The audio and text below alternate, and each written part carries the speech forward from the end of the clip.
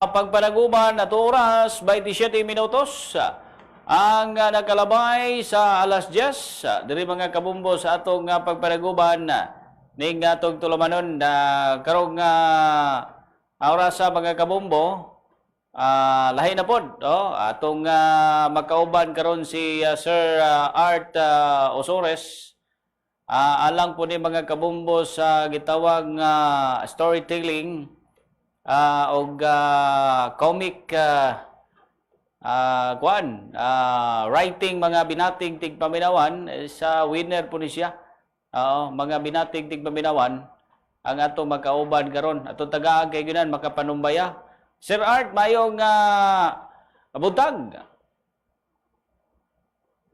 May buntag, Sir Benji, sa ato mga suking tigpaminawan. Sir, una-una, congratulations kay murag champion man ka sa gitawag nga storytelling o comic writing. By the way, tagaay daw gamayng background regarding ani sir o kanus-a po ni nahilig ka ani nga klase sa maingon nato pag padayag pod sa imuhang kahibalo aron pod matudlo ngadto mga kabataan. Sige, sir. Kanya contest is, duha na siya ka contest, Bubu Benji, no? Una is wordless storybook writing, ug ikaduha ang comics writing. So, story ni siya together with the illustration. So, ang submission ani sa contest is the complete na nga book, the book with illustration na siya. So, this is an initiative from the Regional Disaster Risk Reduction and Management and in partnership with DepEd and all the division offices of Caraga region. They are invited to join this contest. And isa ta sa naimbitahan ng Benji, no, ang DepEd Caraga region, DepEd Butuan City Division.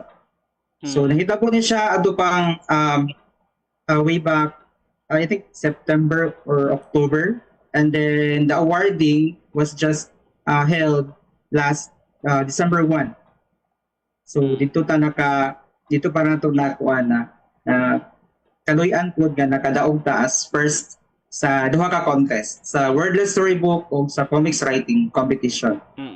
Sir, unsa ka importante kining inani nga mga matang sa mga materials, no? Nga pwede na to mahatag ngadto nga kabataan para magkatabang pod sa pagkat-on. Sir. So as a teacher, makita na ako nga importante kayo ni siya sa atong mga kabataan, especially for those elementary students. Kaya